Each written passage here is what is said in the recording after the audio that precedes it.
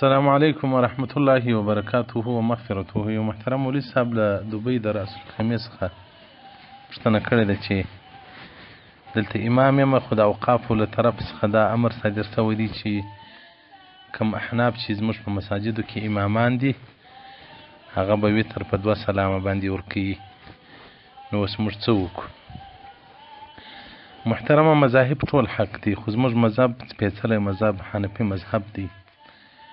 نو فقهای کرام وایي په وخت کې د ضرورت که سړی په بل مذهب باندې عمل وکړي د خواهشاتو په خاطر نه، د ضرورت په خاطر باندې، بیا په دې کې څه مشکل نشته. ځکه دا سنه وتر په 2 سلامه کول، په 1 سلامه کول، دا کې مجتهدینو اختلاف دی. زموږ مذهب دا دی چې په 1 سلام دی، د شافعیانو مذهب دا دی چې په 2 سلامه دی. نو په داسې مواضعو کې که هغه په 2 سلامه باندې وتر ورکول شي، په دې کې شرعاً څه مشکل نشته. رد المحتار جلد 4 صفحه 219 دې ته پوره وضاحت ورکړی دی. او دغه رنګه جلد 3 صفحه 456 کې دې ته پوره وضاحت ورکړی دی. نو د ضرورت په وجه باندې محترمه پروا نه لري، دې کې څه مشکل نشته. او دغه رنګه وایي که چیرې یو څوک مذهب شافعي ته په وجه باندې د دنیا ارتحال وکړي ولاړ شي، لا لغرض محمود شرعا، د غرض محمود د یو مطلب مقصود دپاره نه وي بلکې د دنیا په خاطر وي، نو بیا دې وایي هغه چا ته تعذیر ورکول شي. او دغه رنګه وایي په فتاوی ترخانیه کې یو واقعه را نقل کوي چې ان رجلا من اصحاب ابي حنیفه، د امام صاحب د مذهبیانو څخه یو څوک و، د یو نفر لور ته مرکه وکوله. هغه اصحاب الحدیث اندې په ظاهر د حدیث وی عمل کاوه چې اهل ظواهر یې بلل. په هغه زمانه کې هغه اهل ظواهر دی نه و، لکه دا د زمانې اهل حدیث چې ځان ته اهل حدیث نسبت ځان ته کوي، دا خو مسلمانانو د شرک و د کفر فتواوې کوي. اهل ظواهر هغه و چې پر ظاهر د حدیثو بکله.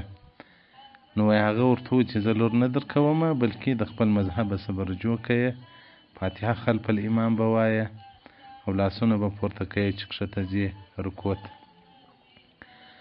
دا وایي د ابوبکر جوزجاني په زمانه کې دا خبره پیښه شوه.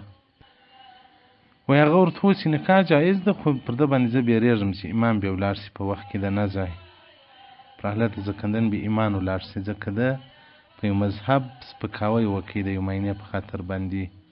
هغه حق و د ده په نیز باندې، خو پرېښوی د یو بیینې مړزګي دپاره، یعنې د یو نکاح په خاطر باندې، د یو ښځې په خاطر باندې هغه مذهب پرېښوی. نو پر حالت ځکندن زه بیریږم پر ده باندې چې بې ایمانه به تر دنیا تیر شي. رد المحتار جلد 3 صفحه 208 مطلب فيما ذا ارتحل الى غیر مذهبه باب التعذير کې دې ته پوره وضاحت ورکړی دی.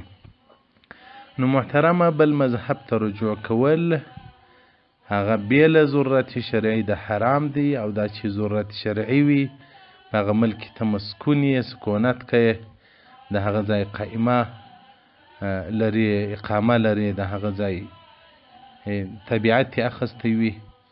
نو په داسې امورو کې که د هغه خلیفه یا د هغه اوقافو له طرفه څخه مثلا لکه دا د وترو مسله امر وسي، بیا شرعاً په دې کې تاسو ته څه مشکل نشته. دغه رنګه که په حرمینو شریفینو کې وي او یا که په نورو اسلامي هیوادو کې د حکومتو لخوا داسې بندیز وله کېږي چې خامخا به ائمه زموږ پر مذهب باندې عمل کوي، نو هغه مذهب باندې عمل کول دا د ضرورت په خاطر څه مشکل نه لري دی. نو ما کوم محترمه چې باراته پښې پسې ورواخلي، نو دا یو مخ د حنفي مذهب پرېږدي، هغه مذهب مختاره کړې، دا په یوه وترو کې مختاره کړې، څه مشکل به نه وي درته. البته که دې بیا زړه نه غواړي او هلته دوی ته لمونځونه ورکوي، هغه وتر بیا وروسته اعاده کوه، اول خو اعاده له نه غواړي. والسلام علیکم ورحمة الله وبرکاته.